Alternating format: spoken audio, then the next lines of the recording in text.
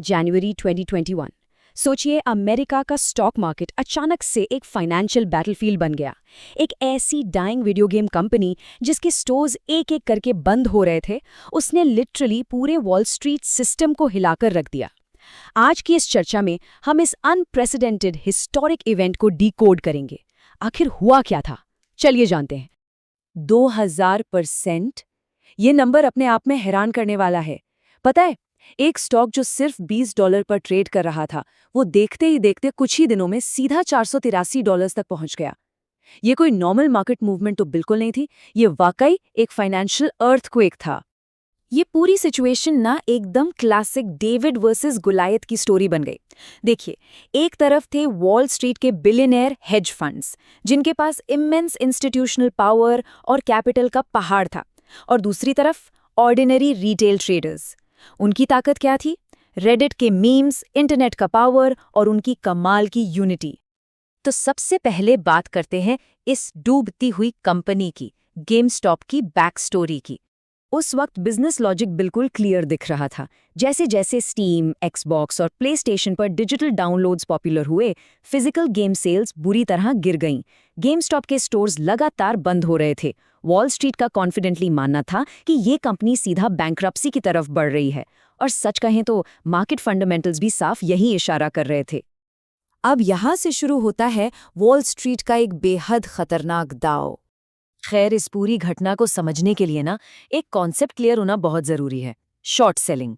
आसान भाषा में इसका मतलब है किसी और के स्टॉक को उधार लेकर उसे हाई प्राइस पर बेचना, इस उम्मीद के साथ कि जब प्राइस गिरेगा तो उसे वापस सस्ते में खरीद कर लौटा दिया जाएगा। जो बीच का डिफरेंस होगा वो बनेगा प्रॉफिट। वॉल स्ट्रीट के हेज फंड्स इस डिक्लाइनिंग कंपनी से एग्जैक्टली यही प्रॉफिट कमाने का प्लान बना रहे थे। लेकिन अब इस शॉकिंग स्टेटिस्टिक पर गौर करते हैं। 140%। ये आंकड़ा सच में अनबिलीवेबल है। हेज फंड्स एक्चुअली इतने अग्रेसिव थे कि उन्होंने मार्केट में मौजूद टोटल शेयर से भी ज्यादा शेयर्स शॉर्ट कर दिए थे। ये प्योर ओवर कॉन्फिडेंस था। उन्हें पूरा यकीन था कि उन्हें कोई भी ऑर्डिनरी रिटेल ट्रेडर चैलेंज कर ही नहीं सकता। और यहीं से जन्म होता है द रेडिट रिबेलियन का। फोरम वॉल स्ट्रीट बेट्स के जरिए इस पूरे मूवमेंट की शुरुआत ना एक डीपली रिसर्च्ड पॉइंट से हुई। कीथ गिल, जिन्हें ऑनलाइन रोरिंग किटी के नाम से जाना जाता था, उनका मानना था कि कंपनी सर्वाइव कर सकती है, और हेज फंड्स ने शॉर्टिंग की सारी लिमिट्स क्रॉस कर दी हैं। बस फिर क्या था, उनकी इस एनालिसिस ने आग की तरह काम किया। टिकटॉक, यूट्यूब और ट्विटर जैसे प्लेटफॉर्म्स के जरिए हजारों ऑर्डिनरी ट्रेडर्स एक कॉमन मिशन पर एक साथ जुड़ गए। फिर आता है जनवरी 2021 का वो महीना, the historic short squeeze. Price का बढ़ना बिल्कुल इनसेन था। सोचिए, $20 से 40, फिर 80, और देखते ही देखते स्टॉक $150 क्रॉस कर गया। इंटरनेट फ्यूल्ड बाइंग प्रेशर इतना मैसिव था कि अब इस मोमेंटम को रोकना लगभग नामुमकिन लग रहा था। तो हुआ क्या? जब प्राइस इतनी तेजी से ऊपर गया तो शॉर्ट स्क्वीज ट्रिगर हो गया। देखिए, शॉर्ट सेलर्स को अपने अनलिमिटेड लॉसेस से बचने के लिए मजबूरन मार्केट से शेयर्स वापस खरीदने पड़े। इस मैकेनिज्म ने और ऑप्शंस मार्केट के गैमा स्क्वीज ने मिलकर ऐसी फोर्स्ड बाइंग की लूप क्रिएट की जिसने पूरे मार्केट में क्योस मचा दिया। और इसका नतीजा था $1 बिलियन केओस, एक ऐसी तबाही जो इतिहास बन गई।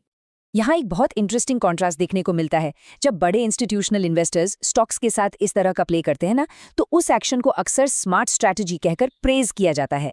लेकिन जब वही सेम टैक्टिक एक रिटेल क्राउड ने यूज की, तो अचानक मीडिया पैनिक शुरू हो गया और उन्हें मार्केट डेंजर का लेबल दे दिया गया। ये मीडिया हिपोक्रेसी उस वक्त डिबेट्स का सबसे बड़ा टॉपिक बन चुकी थी। इसी बीच आती है इस सारे दृश्य की सबसे शॉकिंग घटना, द रॉबिनहुड कंट्रोवर्सी। 20 जनवरी 2021 के फैक्ट्स बिल्कुल क्लियर थे। रॉबिनहुड, जो उस वक्त सबसे पॉपुलर ट्रेडिंग ऐप हुआ करती थी, उसने अचानक गेमस्टॉप स्टॉक की बाइंग को रेस्ट्रिक्ट कर दिया। जी हाँ, ट्रेडर्स अब नए शेयर्स खरीद ही नहीं सकते थे, वो सिर्फ अपने शेयर्स बेच सकते थे। इस एक अकेले कदम ने पब्लिक ट्रस्ट को पूरी तरह तोड़ दिया और इमीडिएट पॉलिटिकल हियरिंग्स शुरू करवा दी। अब इस हाईली कंट्रोवर्शियल ट्रेडिंग फ्रीज के पीछे दोनों साइड्स के अपने अपने पर्सपेक्टिव थे। एक तरफ रिटेल ट्रेडर्स का फर्म बिलीफ था कि वॉल स्ट्रीट के बड़ों को अनफेयर तरीके से प्रोटेक्ट किया जा रहा है। वहीं दूसरी तरफ रॉबिनहुड का ऑफिशियल डिफेंस ये था कि उनके क्लियरिंग हाउस की कैपिटल रिक्वायरमेंट्स अचानक इतनी हाई हो गई थी कि उन्हें मजबूरन ये रिस्ट्रिक्शन लगानी पड़ी। लेकिन खैर इस सब के बीच एक रियलिटी ये भी थी कि इस बबल को आखिर में बर्स्ट होना ही था। स्टॉक अपने $483 के पीक से बुरी तरह क्रैश कर गया। जिन लोगों ने शुरुआत में इन्वेस्ट किया था उन्होंने तो ओवरनाइट ह्यूज प्रॉफिट्स बनाए, लेकिन जिन्होंने हाइप में आकर लेट एंटर किया, बिल्कुल टॉप पर खरीदा, उनका पूरा कैपिटल डिस्ट्रॉय हो गया। ये इस पूरे सागा का सबसे पेनफुल हिस्सा था। तो इन सब से हमने क्या सीखा? चलिए आते हैं हमारे फाइनल टेकअवेज पर। इस हिस्टोरिक इवेंट से हमें कुछ बहुत ही क्रूशल लेसन्स मिलते हैं। पहला, क्राउड पावर इमेंस है। आज इंटरनेट और सोशल मीडिया लोगों को इंस्टेंटली यूनाइट कर सकते हैं। दूसरा, शॉर्ट सेलिंग में रिस्क लिटरली अनलिमिटेड होता है। तीसरा, मोमेंटम चाहे कितना भी स्ट्रॉन्ग क्यों ना हो, हमेशा टेम्पररी होता है। चौथा, मार्केट के इमोशंस किसी भी कंपनी के फंडामेंटल्स को पूरी तरह ओवरपावर कर सकते हैं। और सबसे आखिरी, ट्रेडिंग और गैम्बलिंग के बीच की लाइन सच में बहुत ही पतली होती है। ये पूरा एपिसोड हमें ये समझने पर मजबूर करता है कि आज के मॉडर्न मार्केट सिर्फ नंबर्स या स्प्रेडशीट्स पर नहीं, बल्कि साइकोलॉजी और क्राउड बिहेवियर पर चलते हैं।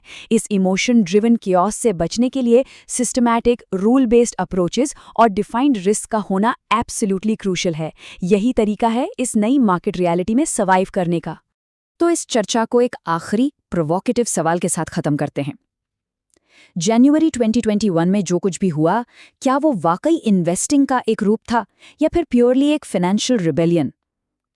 गेमस्टॉप की इस हैरानखेज कहानी का आकलन हम यहीं समाप्त करते हैं। उम्मीद है ये जानकारी सभी के लिए दिलचस्प रही होगी और आपको इस मार्केट इवेंट को एक नए नजरिए से देखने में मदद मिली होगी।